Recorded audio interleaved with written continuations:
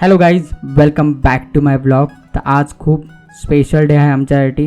आज आम्ही आमच्या पिल्लूला नाव देणार आहोत। सो त्यासाठी मावशी घरी आली होती। नामकरण सोहळ्याच्या विधीसाठी काही दिव्यांची गरज होती, सो ती बनवत होती। त्यानंतर आम्ही सर्वांनी जेवून घेतलं दुपारी आणि थोडीशी मी कॉफी घेतली आणि पिल्लू आणि अंजूच्या स्वागताची तयारी चालू केली। त्यानंतर आम्ही सर्व रेडी होऊन निघालो हॉलकडे जाण्यासाठी।